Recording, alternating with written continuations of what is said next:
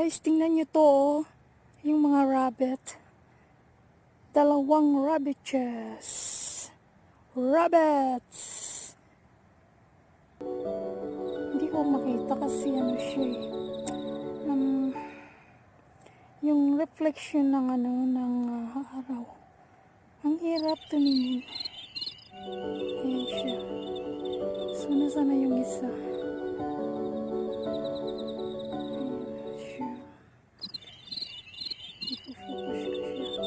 Tapos mayroong lalapit na ibon. So, I'm gonna go there to sit that bank or maybe over there. I saw something more nice here. This one. Over there. So, hello mga kapips, Hagan Kes. Ito na naman, nagbabalik na naman si Pinay Bisaya Belgium, ang kuwago sa Belgium na mahilig matulog pag walang trabaho. Kayo naman, ang tawag ko sa inyo ay mga kuwaknit. Kumusta naman kayo mga kuwaknit? Kung hindi pa kayo nakapag-subscribe sa channel ko, please just click the notification bell at pakisubscribe naman si Pinay Bisaya and Belgium, ang kuwago sa Belgium. Hello mga kuwaknit. Huwag naman kayong magalit kung ang tawag ko sa inyo ay kuwaknit. Hello guys, nandito ako ngayon sa konting part na doon sa trabaho na ako. So, sa una na kung sa inyo ha, katong nag-vlog ko tungkol sa nag-pick up ko sa akong akong trabaho sa agency. So, karon, di ba, nag-promise ko sa inyo ha, nga mag-vlog ko kung nga nung nag-start kong mag-vlog, nga nung naghimo ko og channel. So guys, ako karon ingnon sa inyo ha nga. So guys, naputol man So akong ingon sa inyo ha nga nung nag-start ko og channel tungod kay April 2013.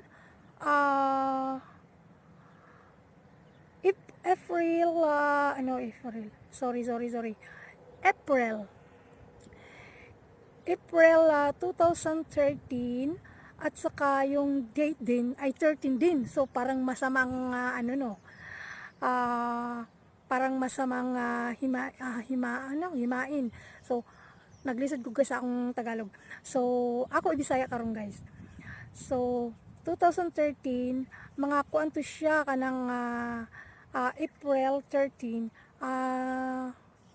kuanto siya kanang Biyernes ang akong bana nag-usap sila sa iyang kabit. So actually kanang babayi amo na siyang amiga, naging close friend na nako, pero actually dili na nako siya kanang friend na siya sa akong bana. Schoolmate na niya dato mga childhood pa na sila. So iyang karong ipangita sa Facebook. So nakita niya. So nung makita na niya, nag-start na namang silang mag-communicate. Mga to nga nag-start isa na pud og panggawas o may mga party, amo siya imbitahon, bisag asa ni padulong. Unya kana din siya nga babayhan na nag-start na rin po siyang mag-divorce. Iyang gi-divorce ang iyang bana kay nangkabit po di ay. So that time, ang akong bana may ada pa mina, maayo pang among pagsama. So tungkod ang panahon na kay ang babayi may problema, pirmi niya tawagon ng akong bana. So nag-move siya og kanang bahay. Kailangan niya ng mga mag-install sa iyang mga gamit ba. So ang iya pirmi karong matawag ang akong bana. So karon ang akong bana kay iya man gyud ng schoolmate pa daring sa mga gagmay pa sila. Kumbaga sa ano parang ko ano po na niya best friend. So nag-trust ko nila kay ing nga no. Maayo man siya nga babayi ang kayang iya bang type niya ba mura siya og kanang hilumon siya, hilumon di ay nga kanang tago ang yang pagkahilumon. Kuan day siya hilumon nga may pagkakirat-kirat di ay kiragun ba. So ang iyang style niya mura siya naive nga mura siya og kanang naive lagi nga di lang siya magtingog-tingog unyag imo siya sultian halimbawa imo siya kanang ganing kasab-an ba o imo insultuhon kanang murag dili lang siya murag tahimik lang siya muna sa imong panan-ani mo inana siya pero dili di ay kuanday siya kanang kana di ang tao di ang tinuod gyud nang giingon nila nga ang tao pag hilomon ang iya din kanang kuan naaday sa sakob so mao na to. So karon naghiwalay mi sa akong wala pa dito no. Ako silang nahuli Friday 13 April. Nagsulti ay sila 7 o'clock ng gabi. Wag yun na sila matulog hangtod sa 7 o'clock sa morning Saturday. So akong giilog sa akong bana ang akong kuan laptop kay ang akong laptop ang yang gigamit. So pagkagamit niya daan na ingkuda na sa iya nga uy, nga nung wala pa man mo matulog. Yung siya dili kay nagkakuanay mi karon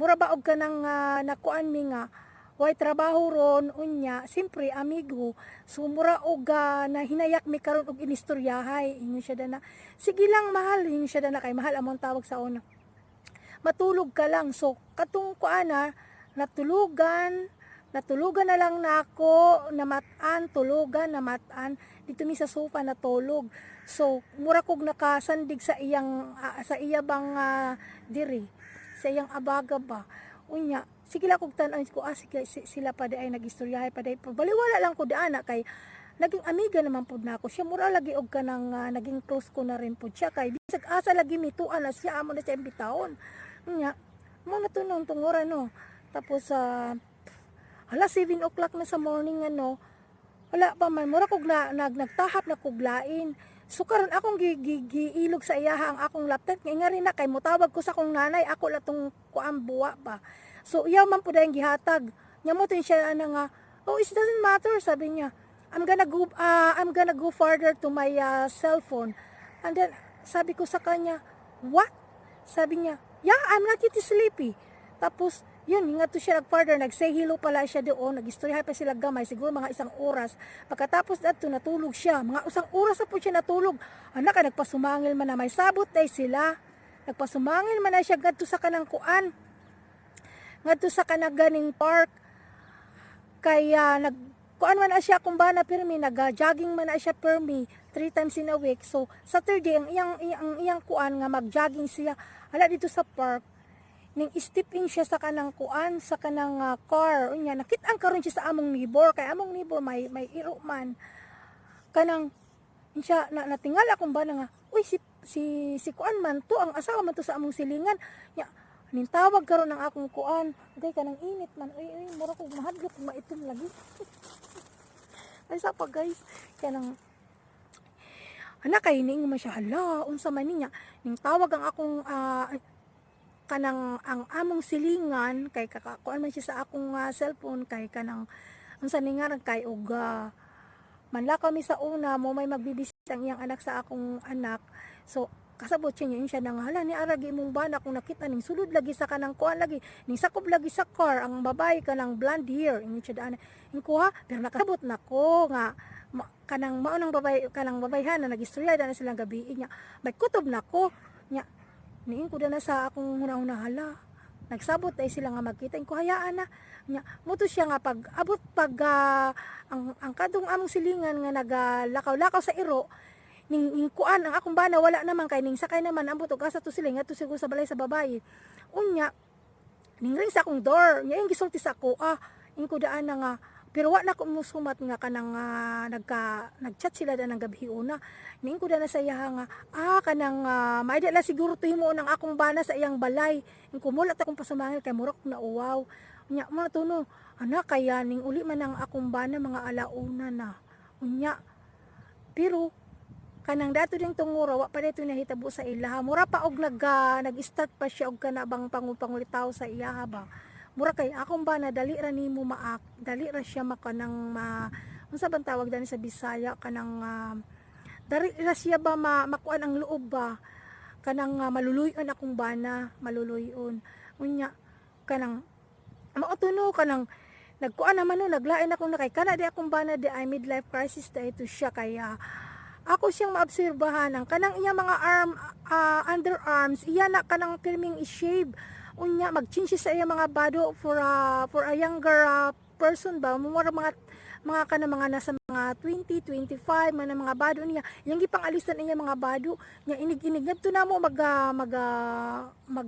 holiday me kanang iya kanang mamalit siya og kanang mga bag-o mga bado mga perfume nga pagkaldamo kay mga perfume inay iya paliton unya man to no kanang inana naman per mi ang akong bana no kanang mura siya danang week no nga akong nahuli sila no nga hingat to siya sa park step in sa siya ko ano nya ako siyang giingon dana nga nakita ko na ka sa akong sa atong kuan kanang neighbor ingon siya dana ay hingat to lang ko kay akong gi-install lang iyang kuan ang iyang washing machine ingon siya dana wala siya kanang makuanan masugo so ako lang iyang nadali kay ako lang man ang iyang madali-dali permi ingon siya dana nya muna to kanang inigabot na niya sa trabaho no kanang kada adlaw no magdali naman na akong bana wala siya pakialam sa ako mo to nga kanang niing ko dan sa kong hunahuna kinilain na gayud no una kay pagka usada ana wala pa sa kasimana ano kanang nakats na ko ang iyang cellphone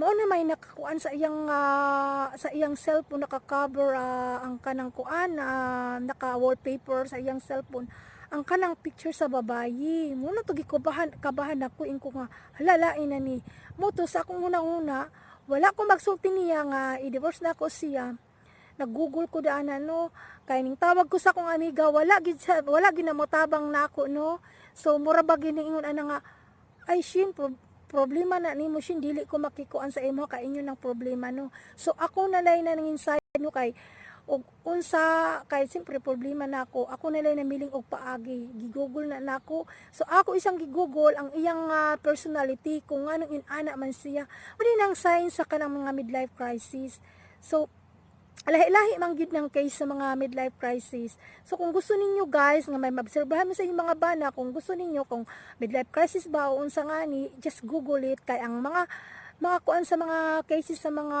midlife crisis mura og kanang lahi na siya so ang akong bana mo na ang iyang kuan sa iyang kuan nga murag mamiling og babae kay inig kuan niya no makakita gani siya babae nga blonde hair bisan og dili original nga hair kuan siya kanang attractive siya sa babae kumbaga sa ano ang babae sa iyang pagkita gwapa nga angayan kay ako siyang makuanan ako nakita ang iyang mga kuano kay nakalimtan niya og kanang delete ang kanang mga history sa kanang iyang gipang tan-aw mga babae mga blonde hair hi moingon siya dana magsinsyag message hi I'm from Belgium sabi niya ganon how are you ganon siya tapos sa mga babae kay dili man mo reply basta blonde hair ako nagtaka mo to nga gi-start na ko Google nga nganong inana man mao di ay kay kuan siya kanang attracted siya sa mga babaeng blonde hair kahit dili talaga original so mo to nag-file ko og kanang kuano divorce sa iya no wala nakakita ko sa kanang Google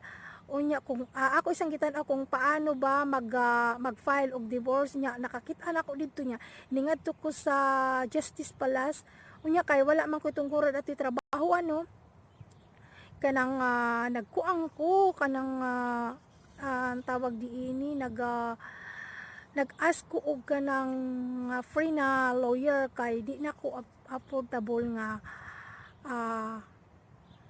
magkuha ko kanang kuan kanang lawyer kay the time I'm only a housewife may konting savings ko pero not enough so kung ako siyang, kung isipin ako, kung ako siyang magkuha kong pinaka good lawyer, matouch ko tong akong savings. So, instead of that, I prepared just to take the free lawyer sa mga non-worker. So, yun ang inano ko kasi at least free siya. So, pero talaga guys, nagkamali ako ng pili sa kanya, no? Kaya, yung lawyer na yan, mumukuan siya, kanang mutanggap siya og under the table. Oo, parang monkey business yung ginagawa niya. Kaya inaway ko yun.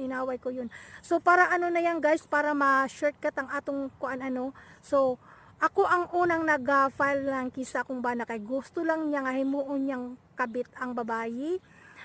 Pero wala kong musugot kay ang iyang una-una mag-change. Today miingon siya is I love you, and then the next day miingon siya no I don't love you. Kay mo day na ang sign sa midlife crisis kay sa iyang kaugalingon murag two person on his body.